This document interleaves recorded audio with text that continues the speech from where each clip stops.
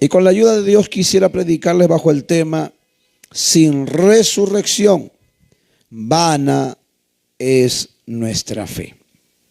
Sin resurrección, vana es nuestra fe.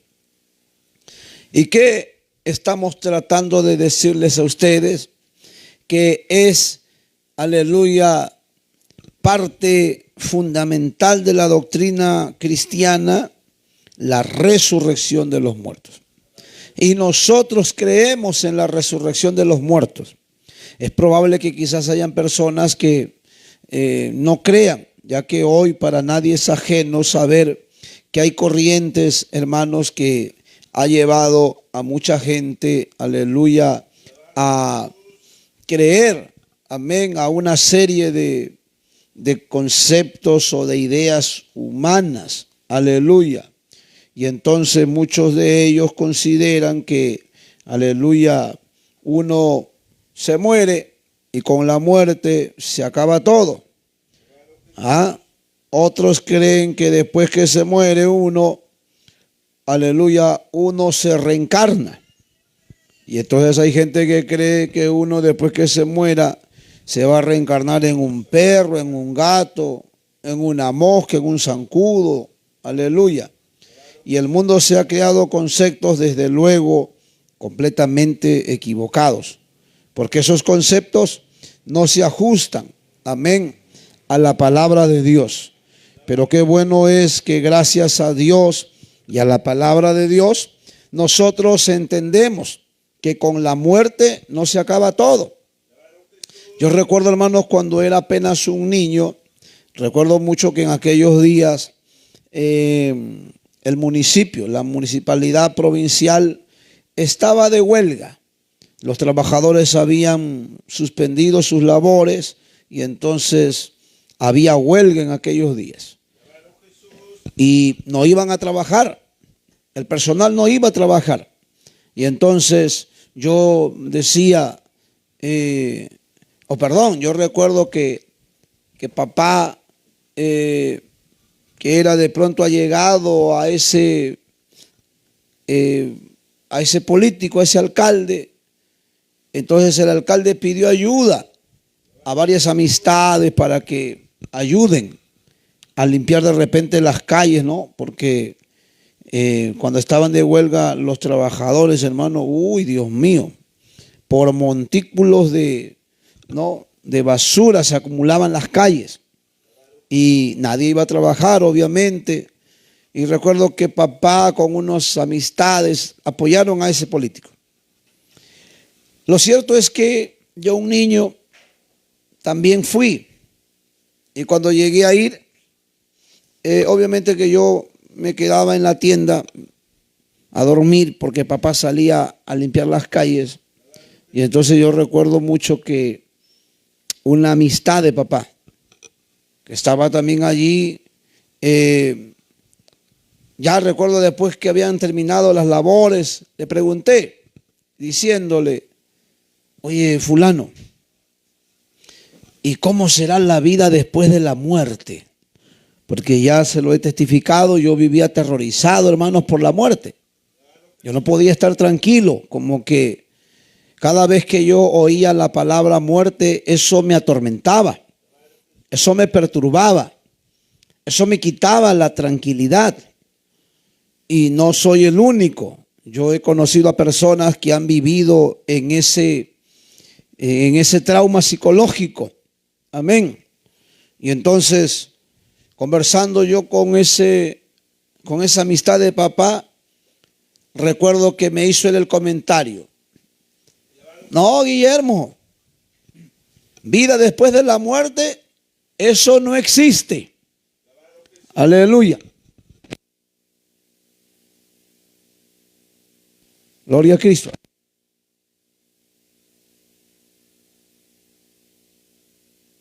Gloria a Cristo. Y entonces estábamos conversando y ese amigo me dice: no existe vida después de la muerte. Ese hombre con 35 años, tendría 30, 35 años, y era un niño, hermano. Ese hombre me dijo: Guillermo, la vida es todo lo que vivimos. Y aquí usted aprovechará para disfrutar este tiempo que le toca vivir y haga todo lo que pueda. Porque después que se muera, se habrá acabado todo. Porque nos morimos y dejamos de existir y ya no existe más vida después de la muerte. Y esa expresión de una persona adulta, yo era un niño, hermano, tenía como 7, 8 años. Eso me atormentó mucho más todavía. Y yo por esa razón cada vez como niño pensaba, ay, yo no me quiero morir. Y lo que me venía a la mente es, ¿y si me muero?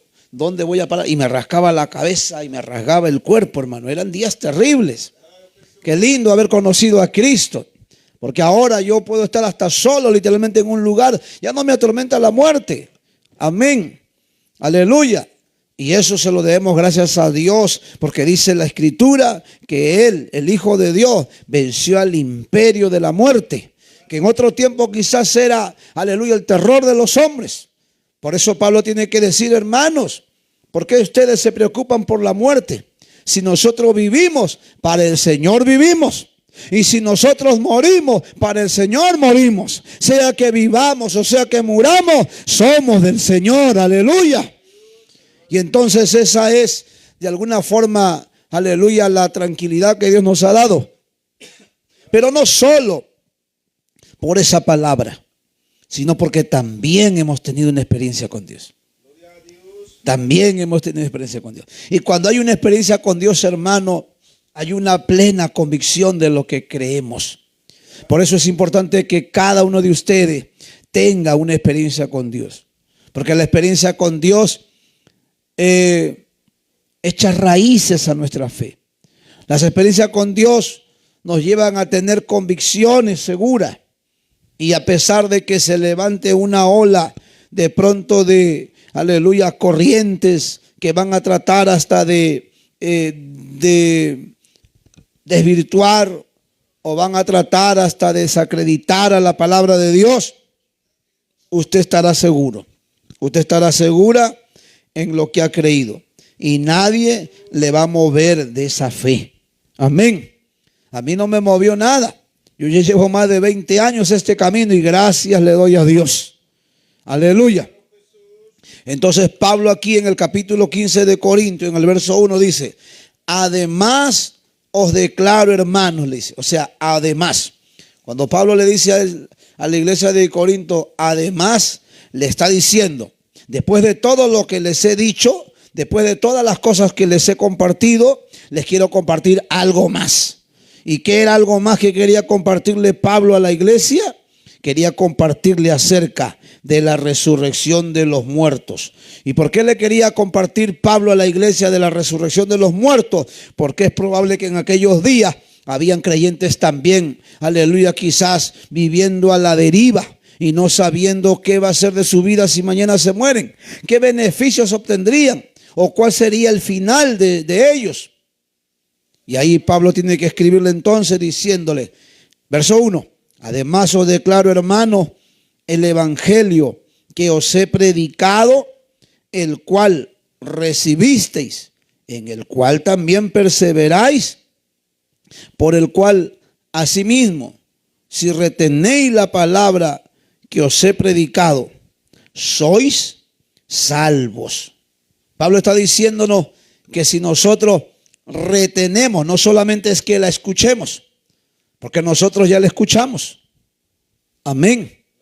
Muchos de nosotros lo conocen hasta desde niños, otros de adolescentes, otros de jóvenes. Pero el asunto no es solo escucharlo. El asunto es que perseveremos en esta palabra o en este conocimiento, pero también que retengamos la palabra. O sea que lo que Dios me dice cada día a través de su palabra, para corregir mi vida, para orientarla, para, aleluya, dirigirla, no solamente debe de ser una razón que, aleluya, me lleve a conocer o a saber, sino que me lleve a perseverar, o sea, a continuar, porque la palabra perseverar significa continuar algo que he empezado o que he comenzado a hacer. Y en este caso nosotros hemos comenzado a oír la palabra, pero también hemos empezado a ponerla por obra. Amén. Mucha gente, por ejemplo, los domingos está acostumbrada a ¿qué? Algunos creen que el domingo es para dormir hasta tarde. Otros creen que es para hacer deportes. Otros creen que es para salir a pasear con la familia. Y muchos de nosotros hemos tenido ese concepto. Yo, por ejemplo, los domingos lo usaba las tardes para irme a jugar fútbol. Amén. Cuando no conocía a Dios. Y también por la mañana hacer negocio. Porque para los negociantes este día es un día de mucho movimiento para muchos. No será para todos, pero sí para muchos. Pero venido al conocimiento de la palabra de Dios, entonces comprendí que el Señor nos manda a que 6 días trabajaremos y el séptimo día se lo dedicaremos. Y dijo Jehová que en el séptimo día ninguna obra haríamos. Aleluya.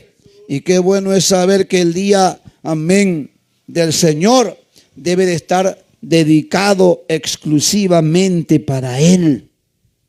Y entonces ahora que hemos venido al conocimiento de la palabra de Dios, no solamente es un asunto de oír o de conocer.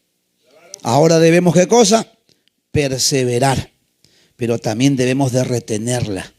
Porque por un lado usted va a escuchar aquí la palabra de Dios cada día, cada mañana, cada tarde o cada noche, que le va a tratar de dirigir su vida. ¿A qué? A que se consagre para Dios, a que se santifique. Pero también se va a encontrar con personas que lo van a querer arrastrar al pecado. Como anoche que, amén, había ido a la casa a dejar a nuestro pastor que había venido, amén, aleluya, habían llegado tarde. Y como a las 2 de la mañana, casi 2:30, 2:30, ya venía a descansar. Las calles de silencio. Y hay una calle aquí en Guaral que constantemente veo con frecuencia también, que hay rameras ahí, que hay mujeres que se prostituyen ahí en esa callecita. Siempre que bajo por ahí, las veces que he tenido en la noche que dejar a nuestro presbítero a la casa, y veo siempre ahí mujeres mostrando o exhibiendo su cuerpo y seduciendo a los hombres. Aleluya.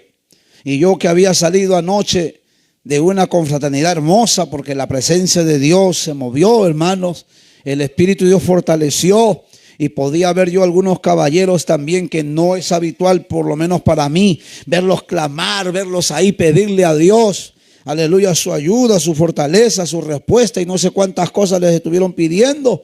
Y me gozaba yo de ver a 2 o 3 caballeros que no es para mí, que he tenido la oportunidad de pronto de predicar y de verlos en un culto o en un llamado. Pero ellos estaban allí, aleluya.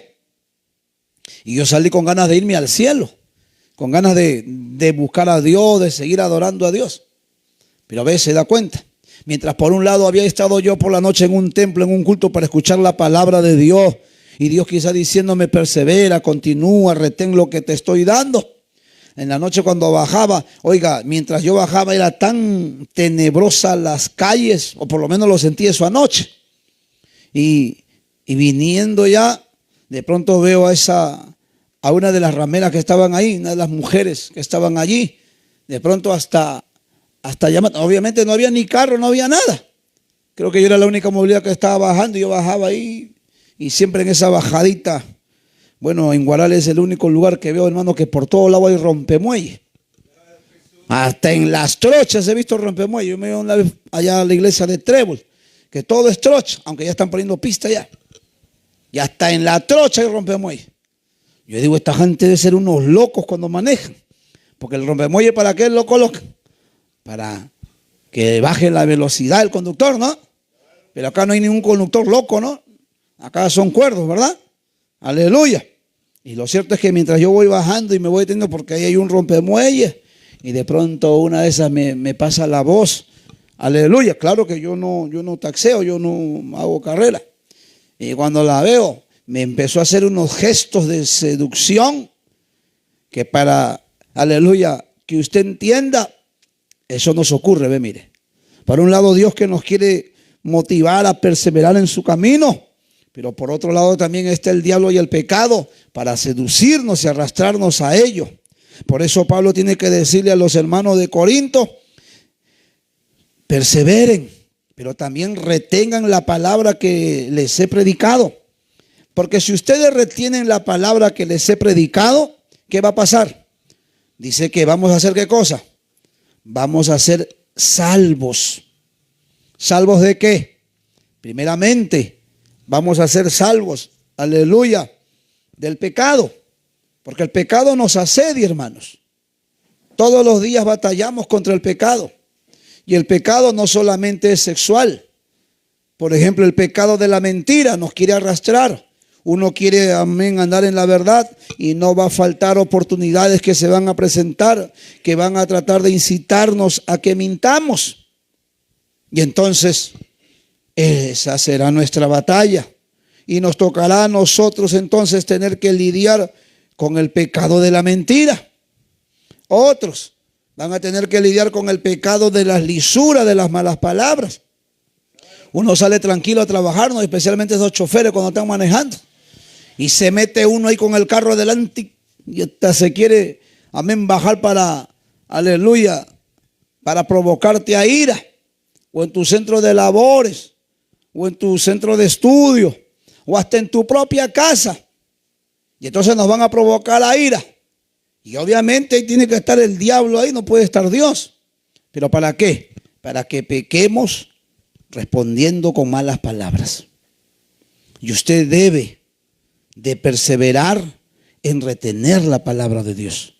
Y la palabra de Dios nos dice en Efesios capítulo 4, verso 29, ninguna palabra corrompida salga de vuestra boca, sino que cuando abramos la boca, dice que debe de salir palabra que sirva para la necesaria edificación de los oyentes. Que quiere decir que cuando usted abra la boca para hablar, el que te escuche quiera imitar tu léxico, quiera imitar tu vocabulario, quiera imitar tus expresiones, quiera imitar, aleluya, la forma como te expresas o cómo respondes o cómo te conduces. Aleluya. Pero eso solo se alcanza cuando nosotros perseveramos en esta, aleluya, en este camino, pero también retenemos la palabra. Verso número 3 dice, porque primeramente os he enseñado lo que asimismo recibí, que Cristo murió por nuestros pecados conforme a la Escritura. Aleluya. Y eso también no nos olvidemos. Cristo murió por nuestros pecados, hermanos. ¿Por qué seguimos a Cristo? Porque es Él el que ha dicho, aleluya, que es el que nos va a hacer salvo. Él dijo, y el que creyere en mí será salvo. Pero el que rehúse a creer no verá sino la condenación. Aleluya. Entonces, entendamos que es Cristo el que, aleluya, nos salva. Pero también dice aquí en el verso 3, porque primeramente os he enseñado lo que asimismo recibí, que Cristo murió por nuestros pecados conforme a las Escrituras, y que fue sepultado y que resucitó al tercer día conforme a las Escrituras, o sea, conforme a la palabra de Dios. ¿Qué encontramos aquí? Que este es el mensaje esencial del Evangelio, que nosotros como creyentes debemos de estar claramente convencidos que es Cristo el que murió por nuestros pecados y el único que puede perdonar nuestros pecados. Por eso cuando una persona, hermanos, peca y escucha la palabra de Dios y Dios le hace ver que aleluya, que las prácticas que él o que ella ha realizado son pecados que los van a llevar a la condenación eterna, pero la palabra de Dios le dice, pero Cristo te puede perdonar, pídele perdón, dile que tenga misericordia. Y ese hombre o esa mujer se acerca con fe creyendo en Cristo. Óigame, aunque él haya sido un criminal, aunque esa mujer haya sido una mujer avesada, y aunque quizás ni la familia le perdone lo que él hizo o lo que ellos hicieron, aunque la sociedad no le dé oportunidad para que él se pueda reinsertar dentro de la misma, pero si él o ella se acerca con esa fe que Cristo lo puede perdonar, oiga, ese perdón se puede experimentar. Ese perdón se puede apreciar, hermano. ¿Cómo olvidarme que en una de las iglesias conocí, aleluya, a unos niños. Y dentro de ese grupo de niños había uno que, hermanos, ni sus padres sabían los pecados que cometía. Y usted podría imaginarse qué pecados podría cometer un niño. Usted tendría la idea de qué cosas tan desagradables y hasta abominables podría ser un niño. Aleluya. Pero para que usted se dé cuenta que el diablo no respeta ni a niños. Y entonces, aleluya, Dios permitió que ese niño pudiera confesar sus pecados. Y ahora tenía yo que decirle: ven cada día al templo y pídele perdón a Dios. Y no te detengas hasta que tú sientas el perdón de Dios. Ese niño tenía vergüenza de que sus padres supieran todas las cosas que hacía. Tenía vergüenza de que sus abuelos supieran todas las cosas que hacía. Y hasta tenía vergüenza que la propia iglesia se enterara de todo lo que hacía. Pero qué bueno es cuando la palabra de Dios también se predica a los niños. Y no me olvido jamás que en uno de esos cultos que se acercó al altar después de un llamado, aleluya, le vimos que ahí estaba hablando con Dios. Y esa noche de culto yo podía sentir el testimonio en mi espíritu que Dios se estaba manifestando a su vida. Y esa noche yo sentí, mientras estaba en el altar, que algo estaba haciendo Dios en su vida. Y después que acabó todo el culto y ya me reúno con los hermanos, con los papás, con sus hijos, con todos, lo llevo aparte a este niño y le digo: ¿y qué te pasó hoy en el culto? ¿Todo estuvo bien? Sí, pastor, dijo. ¿Y no te pasó nada? No, dijo. Pero como a veces hay algunos que hay que, amén, enseñarle hasta con numeritos las cosas, porque hay cosas o las cosas de Dios para muchos les es complicado entenderlas. Y yo le dije: ¿y no has experimentado nada? ¿Y no sentiste algo de Dios? Y empecé yo a describirle. Cuando de pronto me dice: sí, yo sentí algo de Dios. ¿Y qué pasó? Yo me sentía bien mal, decía este pequeño. Yo me sentía con vergüenza después que hablé con usted y de que usted supiera todas las cosas que yo hacía. A mí me daba hasta vergüenza de venir al culto. Pero hoy que hablé con Dios y le dije a Dios que me perdone como lo estaba haciendo desde que usted me dijo que lo hiciera, hoy he sentido algo que ha salido de mí, dijo. Y me voy tan tranquilo y en paz. Y era evidente que aunque ese niño no entendía mucho qué le había pasado, yo sí entendía. ¿Sabe qué había pasado? Dios había perdonado sus pecados. Que Cristo había venido, aleluya, a lavar quizás hasta su sucia conciencia. Porque hasta los niños, hermanos, el diablo les está ensuciando la conciencia. Los está corrompiendo. Aleluya. Y entonces el mensaje principal en este verso bíblico es que Cristo es el que murió por nuestros pecados. Aleluya. Y nos habla entonces de que acercarse a Cristo sí trae beneficio. ¿Y cuál es ese beneficio? Que se puede alcanzar el perdón de nuestros pecados. Amén. Y ese perdón, ¿cómo se ilustra? ¿Cómo se representa? ¿Cómo lo evidencio? ¿Cómo puedo decir sí, Dios me perdonó? Cuando sentimos la paz de Dios. Cuando sentimos hasta una comunión con el cielo. Y uno quisiera hasta contárselo a todo el mundo lo que ha experimentado. Y eso no solo me ha pasado a mí. Ahora que estuve en la convención compartiendo con un hermano o con algunos hermanos la habitación, me encontré con un joven allí que me testificaba, aleluya, la experiencia que él tuvo cuando Cristo llegó a su vida. Y él me decía: pastor, cuando yo le entregué mi vida a Cristo, esa noche yo sentí, aleluya, después que el pastor oró por mí en el altar, que cuando yo empezaba a caminar, yo sentía que volaba sobre el aire. Yo sentía que caminaba sobre nada. Yo sentía una alegría en el interior tan grande que quería contárselo a todo el mundo. Aleluya.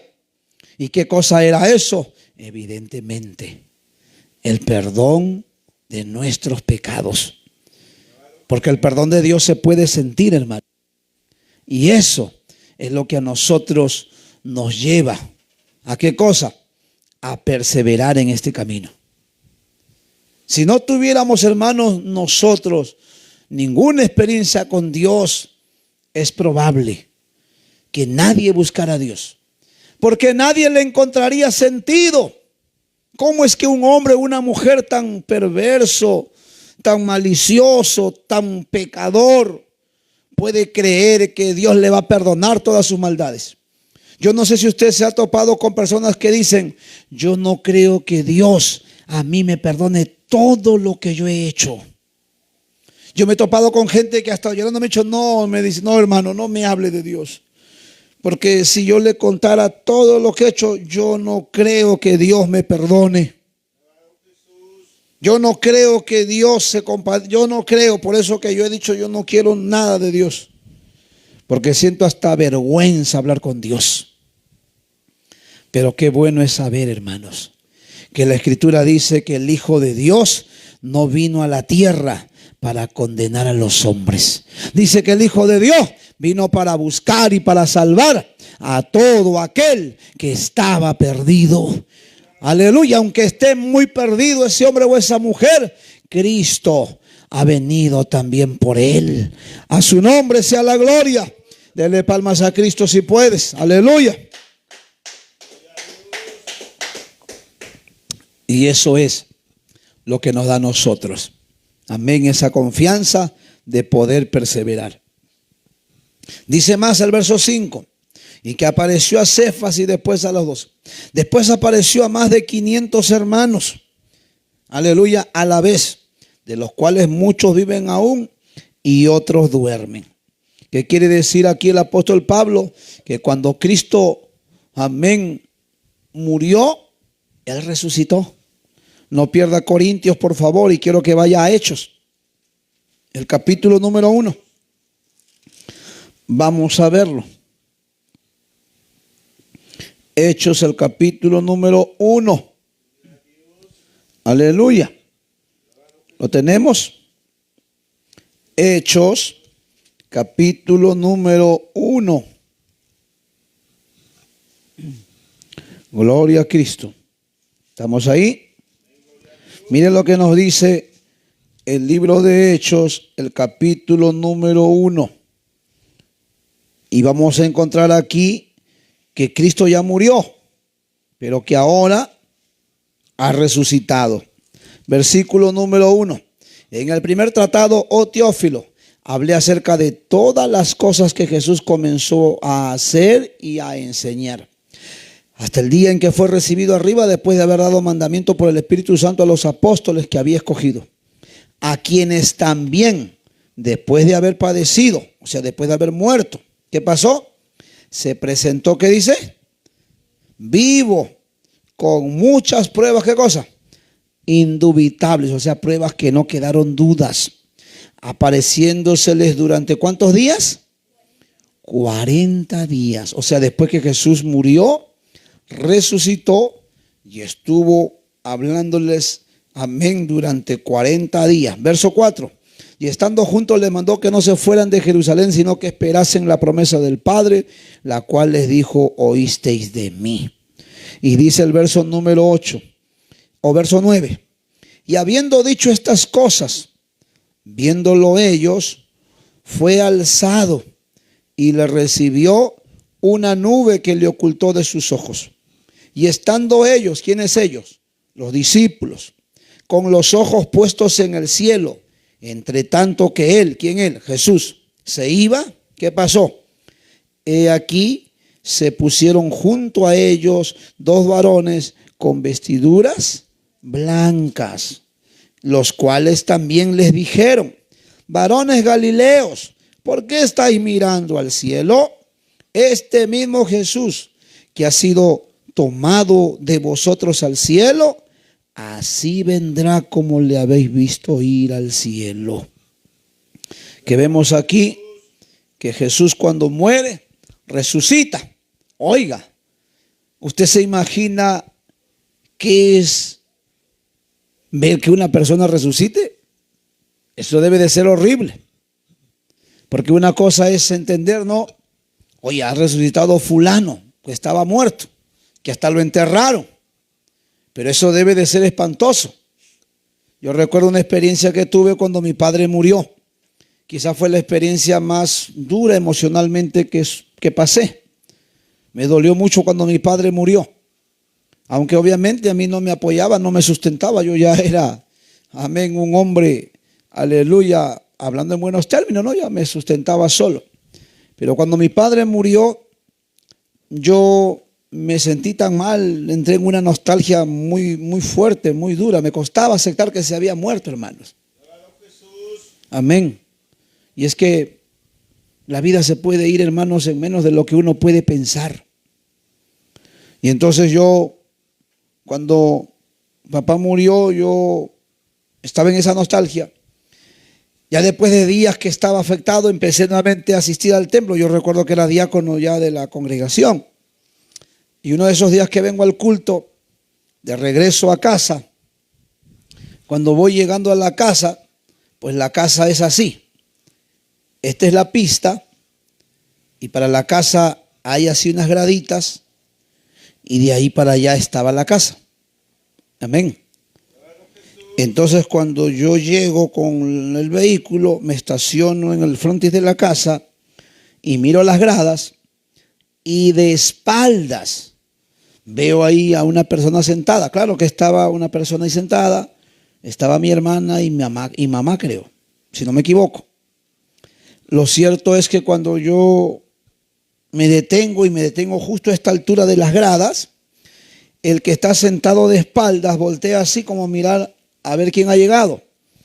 Y cuando voltea para ver quién ha llegado, obviamente era yo el que había llegado, yo le miro en la cara, hermanos, y era el rostro de mi padre. Y yo le soy sincero, me quedé frío, me quedé congelado ahí. Aleluya, ¿qué pastor? ¿Su papá resucitó? No, no había resucitado. Pero voy a esto. No sé si era porque estaba pensando tanto en papá con frecuencia que no podía aceptar que se había muerto. Y ya cuando de repente reacciono a los minutos, porque no fueron segundos, minutos fueron, yo me quedé ahí sentado como 3, 4 minutos de observar y me quedé congelado. Y cuando visualizo mejor, ya reacciono y miro bien y no era mi padre, era mi hermano. Pero yo lo que voy es a la impresión que sentí de ver a una persona que para mí quizás había vuelto a la vida. Pero que obviamente era quizás la imaginación, no lo sé, pero no lo era obviamente. Pero ahora aquí Jesús ha resucitado y está, ¿cuántos días está con los discípulos? 40 días. Aleluya. Está 40 días y los discípulos le ven que se va volando al cielo. Y se va elevando el Señor y va ascendiendo y se va. Y dice que 2 personajes vestidos de blanco, visualizando eso, le hablan a los discípulos. Varones Galileo, ¿qué hacéis mirando al cielo? Este Jesús que ustedes ven que se va, así mismo volverá. Y esa, aleluya, esa venida es la que nosotros estamos esperando, hermanos. Amén. Porque nosotros sabemos de que Cristo viene y hay que estar preparados para ese momento. Porque el día y la hora nadie lo sabe, pero ese día ocurrirá. Como cuando en el tiempo de Noé, Dios le dijo a Noé, prepara un arca y dile al pueblo que busquen que entrar al arca. Busquen que salvarse porque voy a mandar un diluvio sobre toda la faz de la tierra. Nadie le creyó. Literalmente nadie le creyó. Parecía una locura, parecía una exageración, parecía una cosa sin sentido. ¿Cómo que me voy a meter yo adentro de una casona hecha de madera y que va a mandar un diluvio? Pero ¿por qué les costó creer a ellos? Porque la Biblia dice en Génesis capítulo 4 que en aquellos días no existía lluvia, hermanos. La gente no sabía que era lluvia. Dice que las plantas y los árboles del campo, dice que crecían por el vapor que salía, amén, de la tierra, por el vapor de agua que salía, que propiamente quizás la producirían seguro los ríos. Quizás la misma brisa, quizás también era lo que quizás cubría los árboles. Porque yo no sé si usted ha tenido la experiencia, por ejemplo, yo he estado allá en Marcona. En Marcona corre un fuerte viento, hermanos, que si usted no está bien papeado, el mismo viento se lo lleva a usted. Aunque estaba viendo hace no mucho un documental, no sé en qué país, literalmente uno se puede, amén, lanzar como a un abismo y no puede por el fuerte viento que corre. Aleluya.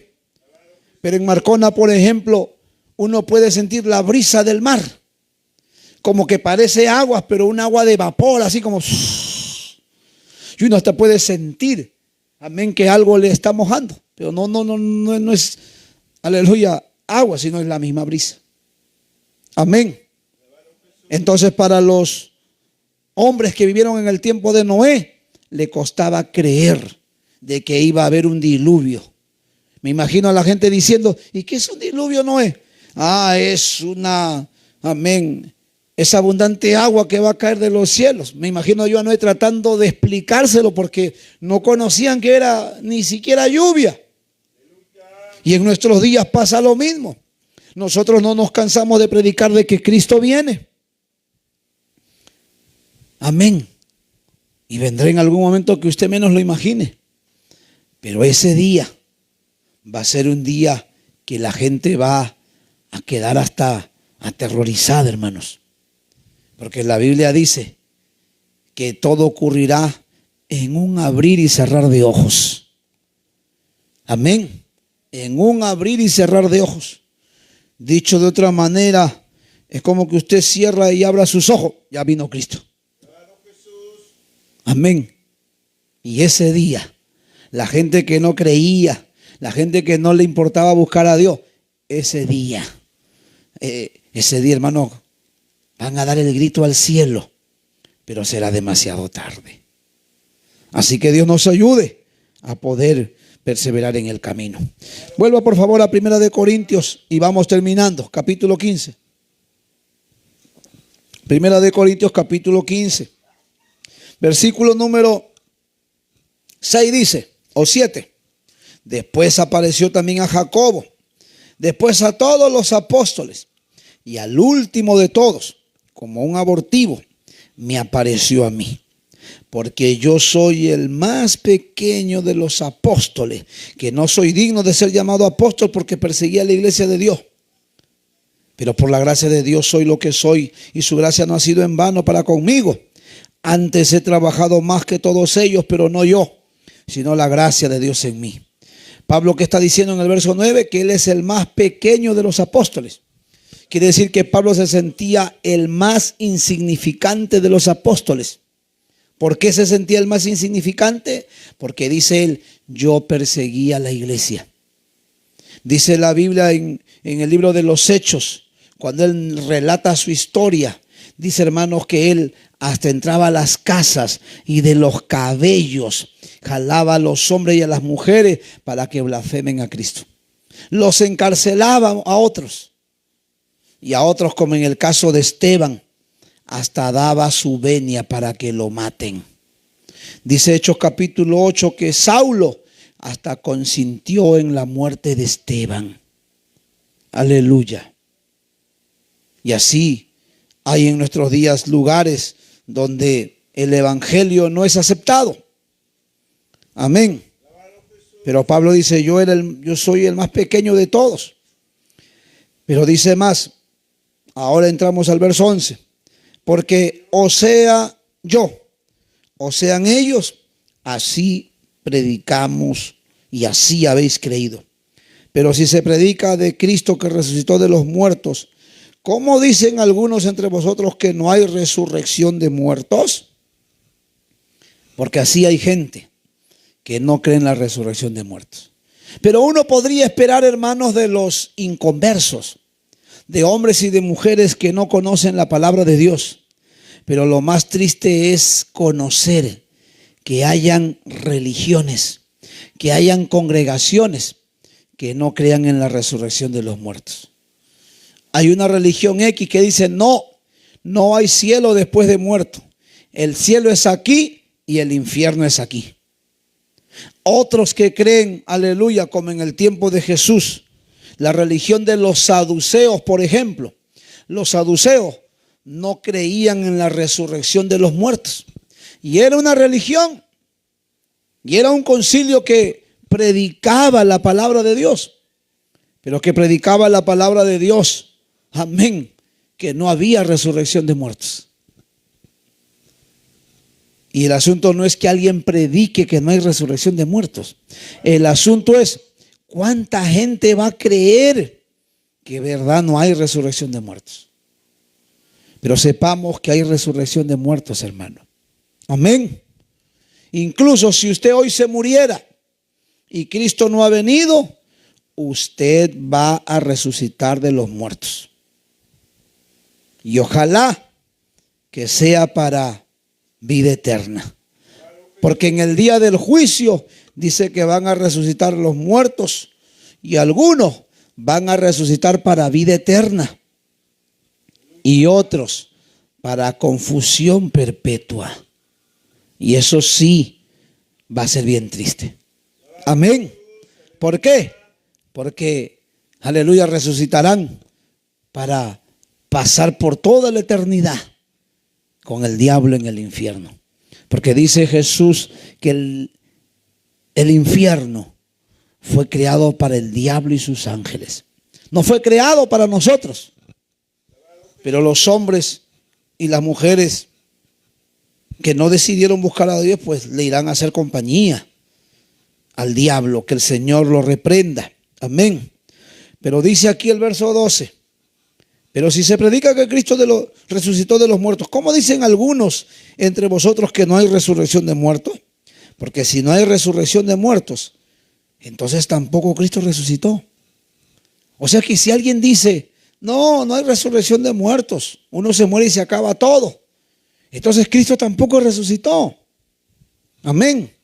Y dice Pablo más, verso 14, y si Cristo no resucitó, vana es entonces nuestra predicación y vana es también vuestra fe. Pues si Cristo no hubiera resucitado, hermanos, yo diría, ¿qué hago aquí entonces? ¿Qué me llevó a dejar mi trabajo, a dejar mis estudios, a dejar todo para ser un predicador de Cristo? Porque si Cristo no resucitó, entonces por gusto estoy aquí predicando. Entonces por gusto estoy perdiendo mi tiempo. Entonces estoy dejando pasar la mejor etapa de mi vida, que es la juventud. Entonces de nada me habrá servido. Pero todos los que predicamos, hermano, estamos plenamente convencidos de que Cristo resucitó. Amén. Y esa es también una de las doctrinas fundamentales del cristianismo. Dice más Pablo, verso 14, y si Cristo no resucitó, vana es entonces nuestra predicación y vana es también vuestra fe. ¿Qué significa la palabra vana? Inútil, inservible. O sea, de nada sirve nuestra fe. Me hacen acordar hoy para orar, hermanos, por nuestro hermano Carlitos Pajuelo. ¿Se acuerda de nuestro hermano Carlitos Pajuelo? Que estuvo aquí con nosotros. ¿Se acuerda de él? Mira, ve, parece que nadie se acuerda de él. ¿Ah? Carlitos Pajuelo, el hermanito de nuestra hermana Luz, que ha sido gravemente internado ayer, hermanos. Y él necesita un milagro de Dios para que viva. ¿Qué le parece? ¿Se da cuenta usted que la vida se puede ir en menos de lo que uno imagina? Se da cuenta que uno no necesita llegar a viejo ni estar enfermo con 10 males arriba. Se da cuenta que uno no necesita ni siquiera sufrir un accidente para estar al borde de la muerte. No, hermanos. A veces uno puede sentir un pequeño dolorcito y uno a veces comete el grave error hasta de automedicarse, ¿no? Y va a una botica o a una farmacia, véndame un dolor cordalán o uno para que me quite el mal. Pero sucede que a veces no hace en efecto ese medicamento hasta que tiene que llegar de emergencia a un hospital, a una clínica, y cuando le hacen un examen total, general, aparece un mal. Y a veces los males pueden ser hasta de muerte. ¿Qué le parece? ¿Ah? Pero qué distinto es cuando tenemos a Cristo. Pero cuando tenemos a Cristo, vuelvo a repetir lo que decía al principio, sea que vivamos o sea que muramos, somos del Señor. Y aun cuando alguien esté enfermo, hay una esperanza en Cristo. Que nuestra vida está en las manos de Dios. Pero qué distinto es cuando se vive lejos de Dios. Qué distinto es cuando no se tiene este conocimiento que hoy nosotros tenemos, hermanos. Porque de alguna manera la fe, amén, aún hasta en un inconverso, en una mujer que de repente ni quiso saber de Dios, ni le importaba a Dios, aún esa fe a última hora le puede ayudar a alcanzar un milagro. Y aunque no merecen algunos que Dios no haga nada por ellos, hermanos. Aleluya. Pero sabemos que tenemos a un Dios que, dice el profeta, es lento para la ira y grande en misericordia. Hermanos, aleluya. La resurrección de Cristo es lo que ha llevado a nosotros que creamos en Él. Si Él no hubiera resucitado, no existiera, amén, la predicación de la palabra, porque lo que predicamos es de que Cristo salva. Aleluya, de que Cristo cambia, de que Cristo sana, de que Cristo hace milagros. Y solo eso se alcanza por la fe. Y gracias a Dios por mandar a Cristo a morir por nosotros, porque a través de ella apareció nuestra fe. Si no fuera por Cristo no tuviéramos fe, hermanos. Póngase de pie esta noche o esta tarde y vamos a darle gracias a Dios por Cristo. Amén. Pero también estaremos orando por nuestro hermanito Carlos Pajuelo. Padre, gracias te damos en esta tarde por tu palabra compartida. Gracias te damos porque tú eres bueno y porque para siempre es tu misericordia. Mi Dios, tú eres misericordioso, clemente y compasivo, que te dueles del castigo de los hombres, no queriendo que nadie perezca, sino que todos procedan al arrepentimiento. Padre Santo, gracias te damos por ese sacrificio que hiciste de enviar a tu Hijo en rescate de nuestra vida. Gracias, Jesús, porque a través de ese sacrificio hoy tenemos entrada al trono de tu gracia. Hoy tenemos acceso a encontrar un milagro en ti, oh Dios, a encontrar una respuesta, a encontrar un socorro, un pronto auxilio en medio de las tribulaciones, en medio de las dificultades. Gracias te damos, oh Cristo. Gracias te damos, oh Dios. Padre, ayúdanos a perseverar en este camino. Ayúdanos a retener esta palabra y esta fe. Que nada ni nadie nos haga desistir de ella. Que aunque se levanten situaciones que quieran, oh Dios, arrastrarnos para ir en contra de la fe, que nada de eso nos derribe, que nada de eso nos derrumbe, que nada de eso nos arrastre, oh Dios. Como decía el apóstol Pedro. ¿A quién iremos si solo tú tienes palabra de vida eterna? Glorifícate, Padre, en todos mis hermanos que están aquí. Dales experiencias nuevas cada día. Esa que fortalece nuestra fe, que conforta nuestra alma, que nos lleva a perseverar cada día en este camino. Padre Santo, en el nombre de Jesús, glorifícate. Hay poder en tu nombre y en tu sangre, oh Dios. Hay poder en tu nombre y en tu sangre. Señor, conforta el corazón de cada uno de mis hermanos, de mis hermanas. Oh Dios, fortalece, alienta. Dales, oh Dios, tu gracia, dales tu presencia y hasta tu espíritu, Dios mío. En el nombre de Jesús. Asimismo, mi buen Dios, te rogamos por la vida de nuestro hermano Carlitos, Padre.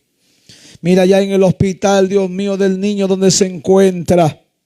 Ten misericordia, oh Dios.